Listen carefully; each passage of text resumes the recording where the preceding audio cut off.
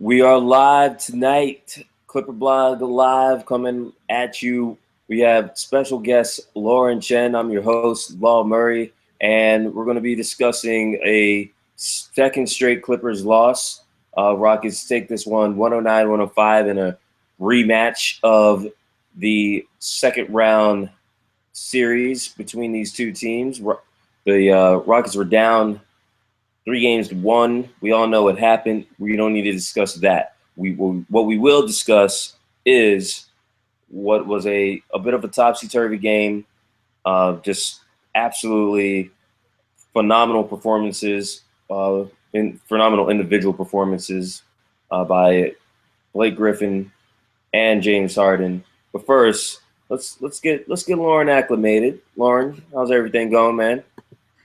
Everything's good. It's good to see you again, Law. It's good to be on here.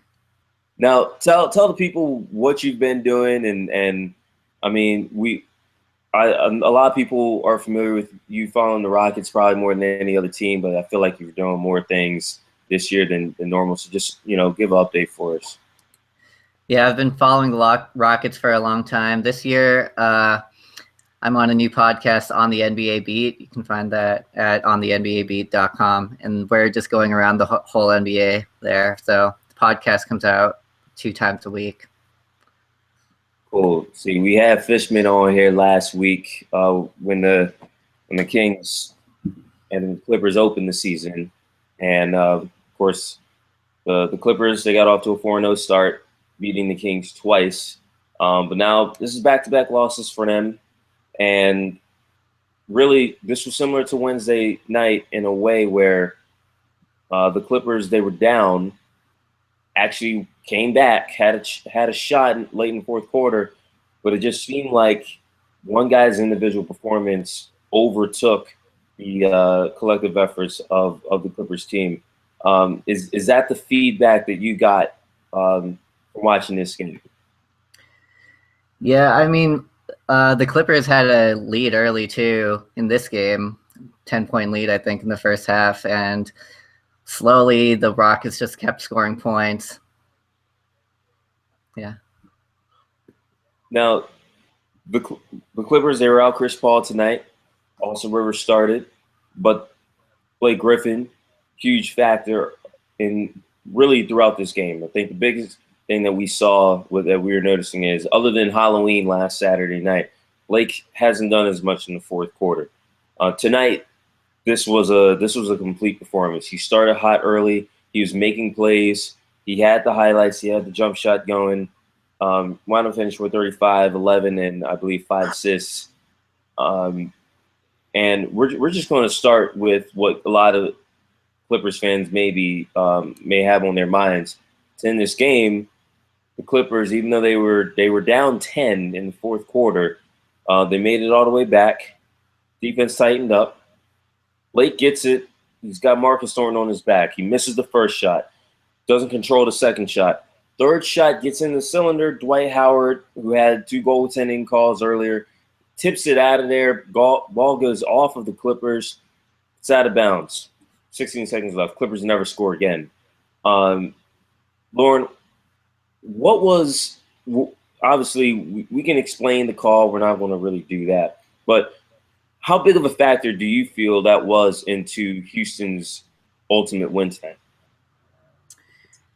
You mean the last non-call specifically, or? Yes. Yeah. Obviously, I think the Clippers being down 2, going into the Rockets' almost final possession, that's a different situation than going into that tied. But I mean, it's just one play. Obviously, as a Rockets fan, I'm going to say that, and I also thought it was not a missed call, but missed calls happen, I think, Yeah, I mean, when I'm looking at that, I see, okay, they're going to see it, they're going to reverse it, but then you understand, okay, they can't, because they missed a call live, that's not something that they can go and right, it's not reviewable. Exactly. It almost reminds me of watching a football game, and it's like, man, that was clearly pass interference penalty or something like that. Mm-hmm. But they're not reviewing that. They're reviewing something that is relevant to what they have to go and review. Right. So maybe that's a discussion for Secaucus. We ain't talking about it. It's like, let's not. Let's instead talk about how the Clippers used to be good at defending James Harden. I mean, James Harden, when he faced the Clippers, he used to just struggle. And it was more than just keeping him off the free throw line. He would come and just struggle. And he struggled with a shot the first 3 games of the season. Even coming into this game, he's been taking more 3s and 2s, coming in shooting about 34%. Tonight, he broke out last night against the Kings, but tonight it looked like this dude was unstoppable. Really up until the fourth quarter. He didn't do much in the fourth quarter. He only made 1 shot from the field. But through 3 quarters, James Harden had, we're talking 40 points. 40 points through 3 quarters. Lauren, again, you've seen James Harden get a struggle on against his team. Even the game 6 in Staples Center, the Rockets had to win that game without any meaningful contribution from James Harden. Right. What happened tonight for James to get so loose against what usually is a strong Clippers perimeter defense?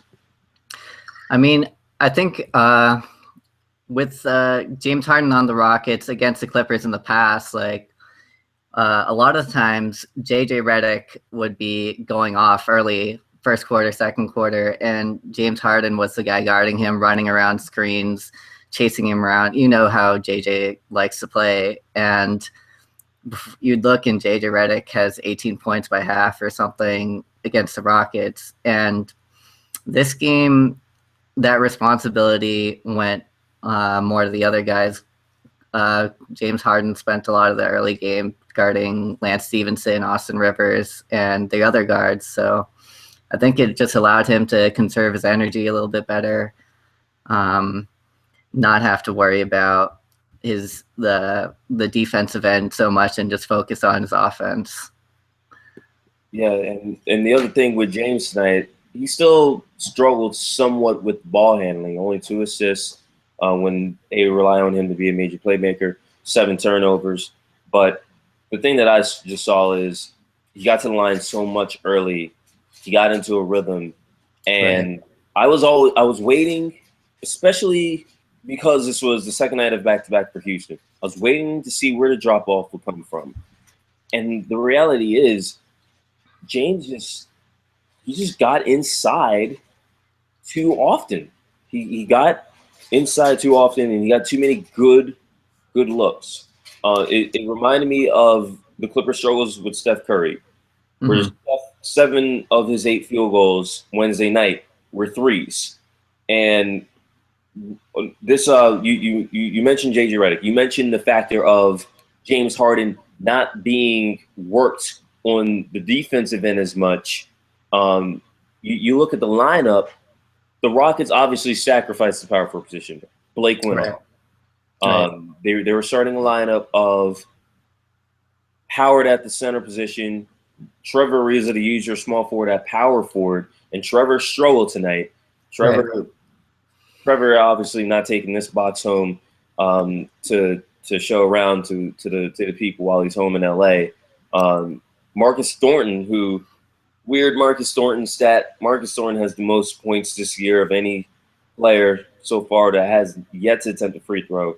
I mean, it's the stuff that I come up with, but you know what? Wow. I feel like, hey, that's a factor. You got Marcus Thornton here. He's off the ball. He's shooting.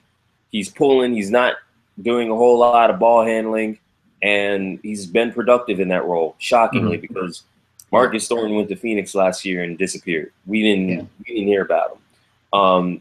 And then you got your Lawson Harden backcourt. On the flip side, the Clippers have been awful shooting 3s this year. I mean, the Clippers made 4 3s tonight, 2 of them by Pierce, 1 by Stevenson, 1 by Rivers. JJ Redick only attempted 2 3s. So from your observation, and the Rockets were terrible defending the 3-pointer coming into this game. Terrible. But the Clippers have been terrible shooting 3s all season. It really got bad tonight. Do you think that this was more Houston tightening things up because, again, James wasn't defending JJ. We know James. We don't need to talk about how bad James can be off the ball here, okay? But what did you see in Houston's perimeter defense besides the fact that the Clippers just can't buy enough threes right now? Well, Houston is pretty much resigned to playing small ball basically the entire game. They basically don't have an NBA caliber power forward on their team right now, with Terrence Jones and Modi Eunice both out. Yeah. I mean, a lot of this game, they actually went to sort of like a matchup zone type of defense, with like switching around the perimeter a lot. As you mentioned, they haven't been good at defending the three this season so far, and I think it was just a case of a lot of missed shots from the Clippers. I'm not sure. JJ Redick, they were able to run him off the line a lot tonight. I think he shot 11 times, but only 2 from 3, as you mentioned. So, he had 15 attempts tonight. Okay. And 13 of those attempts were inside the arc. He had a good night. He had 19 points. This is a night where it's like, okay, you get 35 from Blake, you get a double-double from Jordan, you get 19 from JJ, who, man, JJ is hella reliable. Josh Smith actually, I mean, he didn't play great both ends of the floor, and the minutes weren't there for Josh, but 10 points in 11 minutes from a guy who only had 20 coming in on the season, they had a good night. The threes, the Clippers can get some threes here, they probably win this game. So, really, I got to ask this question earlier. Is this a slump for the Clippers, or is this going to be a problem? Again, you saw the Rockets were bottom 5 defending the three coming into this game. Right. It wasn't there for the Clippers tonight. From what you saw, is this just a case of guys are missing shots, or do you think that this might be a season-long problem for the Clippers? You expect a guy like JJ Redick or the issue is the Clippers have a lot of guards who take a lot of threes, but not necessarily shoot a big high percentage other than JJ Redick. Josh Smith, Lance Stevenson, they're not known for being outside shooters. So, and I mean, their style of play, I haven't watched a lot of Clippers games this early season, but from what I saw tonight, like they do get a lot of motion or passing the ball around a lot more than Rockets, especially. But this game particularly, I think it was a case of missing open shots. Although the Rockets did do a better job of contesting than they have been early on in the season, but open shots, the miss percentage of open shots is usually a relatively random thing that gets self-corrected, I think. Yeah, well, for right now, I think the Clippers are at 27.5% shooting threes to start this year. And they're taking a lot. They're taking a lot of threes and missing a lot of threes.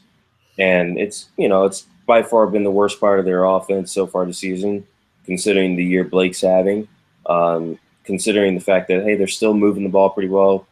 The ball movement was actually better tonight than expected. They had 29 assists without an all-star point guard.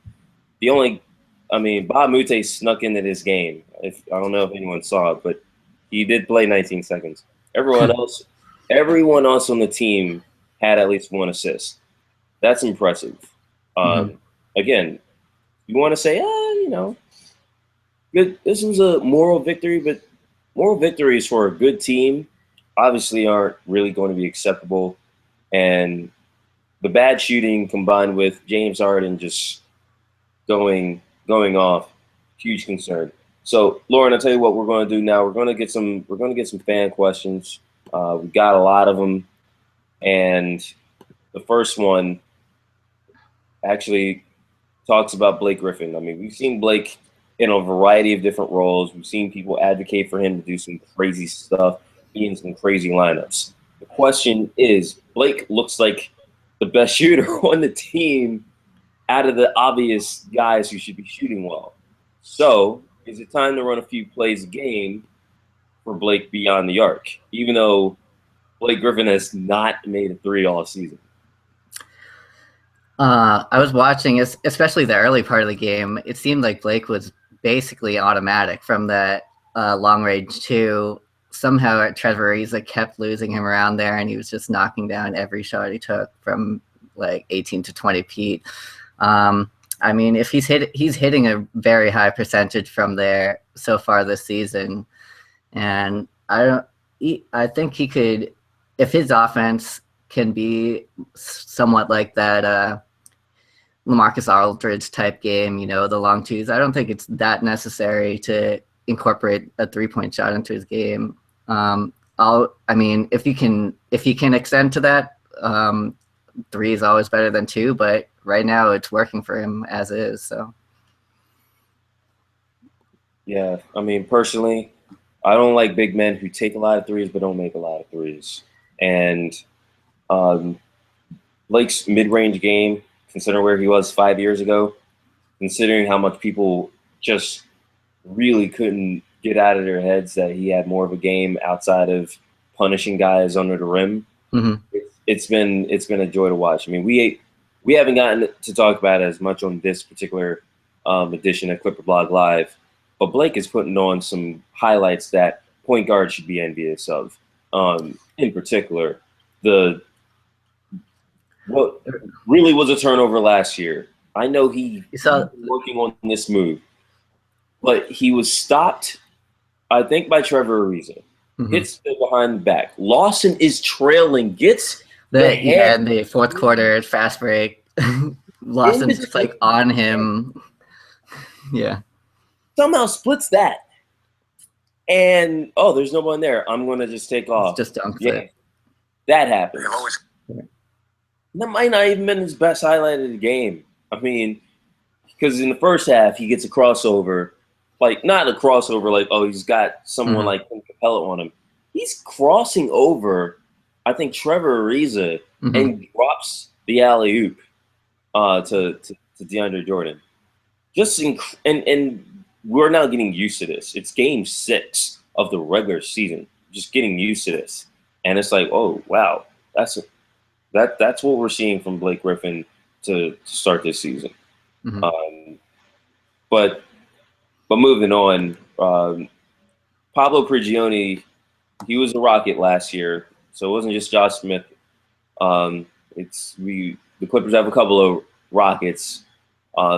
With Chris Paul not active tonight, the thought was, okay, you're going to get Austin starting, but hey, this is Pablo Prigioni's first chance to come through. And we got a fan response saying that it looks like he's washed.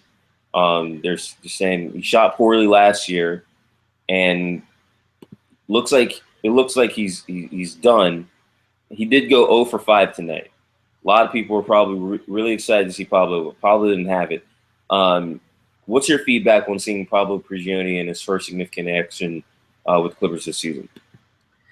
I'm a big fan of Pablo, but he's 40 years old now, I think 39, 40. So he last year with the Rockets, he also couldn't count on him to give you really big minutes every game in and game out. And the Rockets didn't need him. We had a lot of injury problems last year with Beverly out a lot of the time. And so we had most of our point guard minutes during a lot of games split up between Jason Terry and Pablo Prigioni. And that's not a situation you want to be in.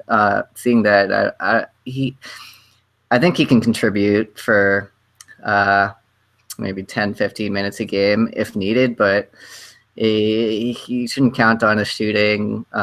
He gets that sneaky steal where like he sneaks up behind you and picks your pocket sometimes, and I'm not that sure what he's good, what he can contribute above average. Other than that, Yeah, I mean, I was looking forward to seeing what he could do, and it was a major disappointment. I mean, he had some great performances in the playoffs, especially against the Clippers. Like, Oh Game yeah, 6, he was a big contributor, but to expect that like regularly is a little bit too much to ask, I think.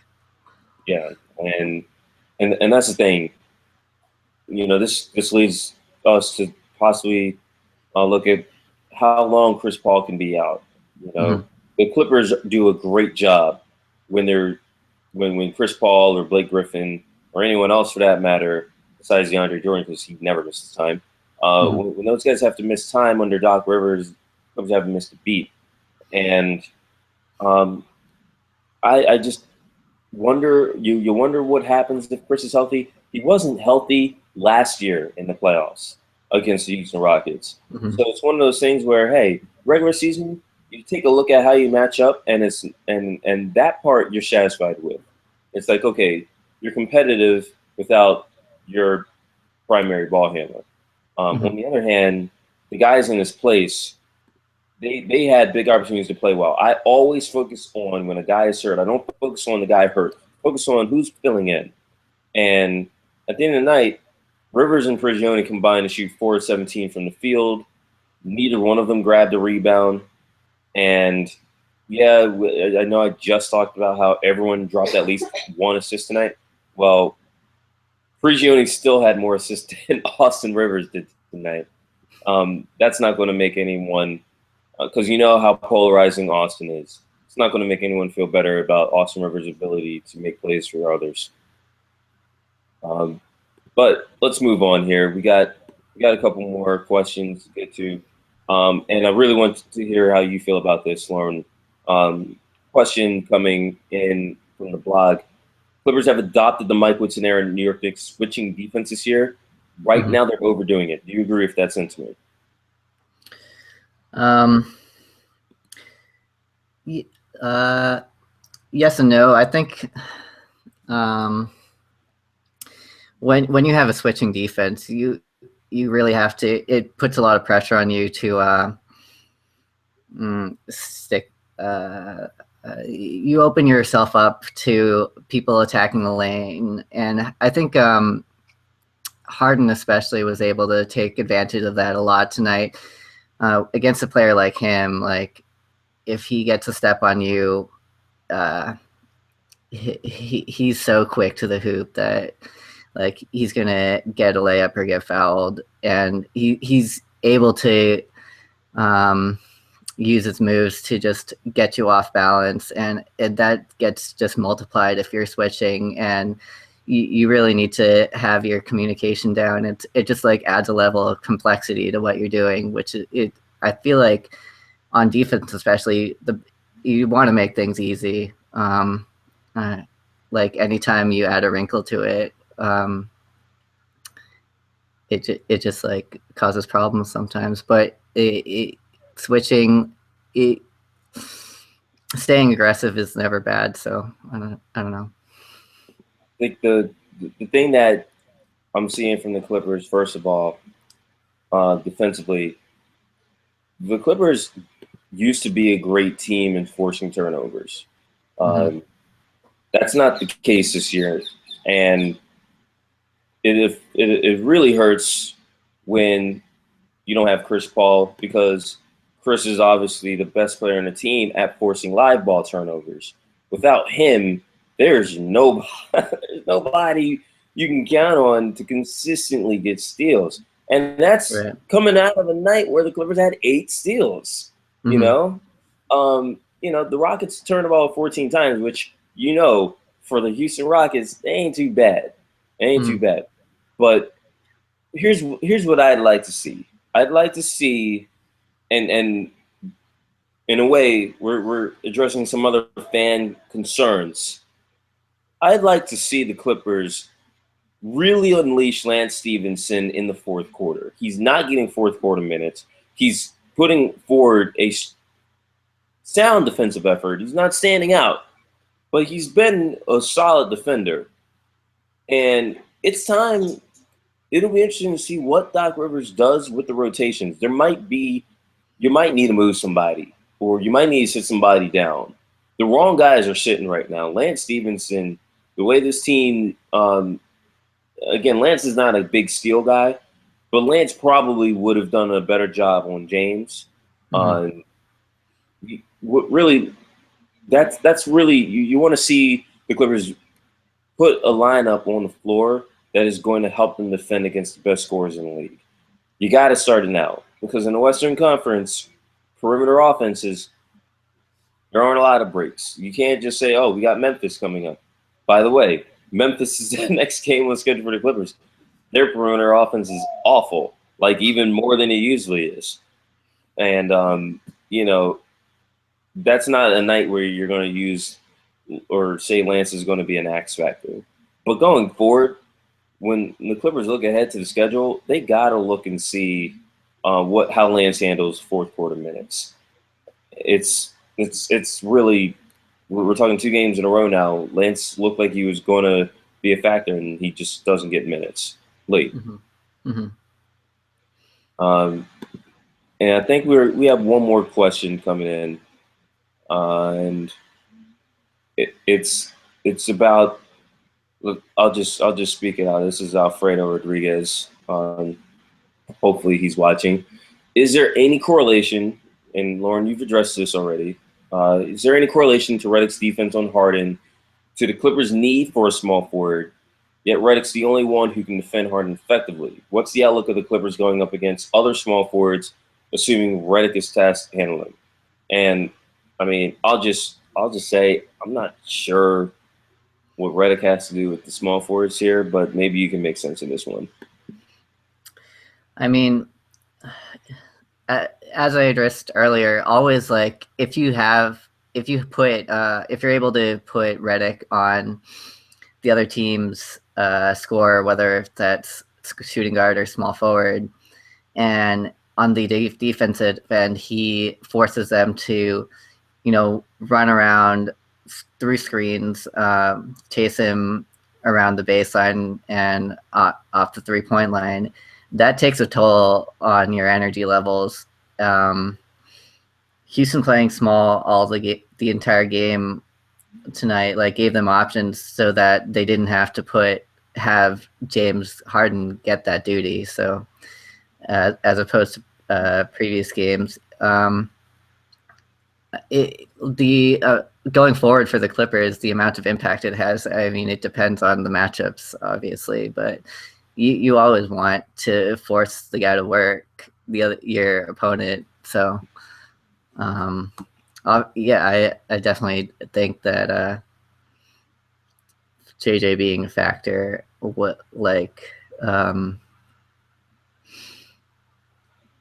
it's a necessary component for the Clippers' continued success. And for the small forward position, as you mentioned, you'd really like to see Lance Stevenson get bigger fourth quarter minutes.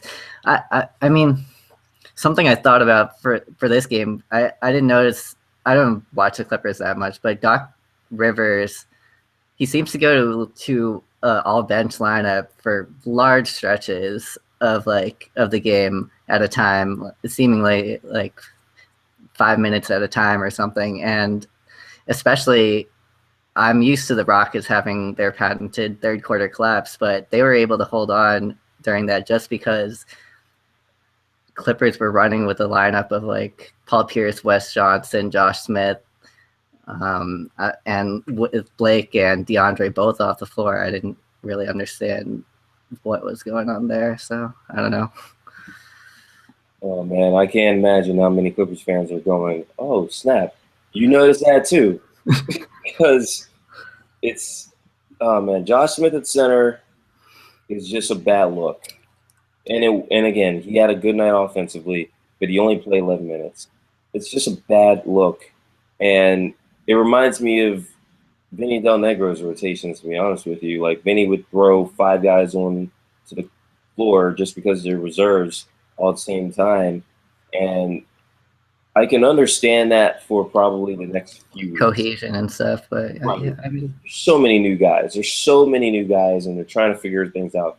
But even last year, when the Clippers bench was notoriously bad, and it was notoriously bad, not just, I think a lot of people focus on bench production and they look at the points. Are you scoring? Do you have a bunch of shooters? yep. Do you have size? And that's part of it. But for crying out loud, the bench is supposed to hold on. They have to play both ends of the floor. It's not just your big men. The Clippers defensively are getting destroyed.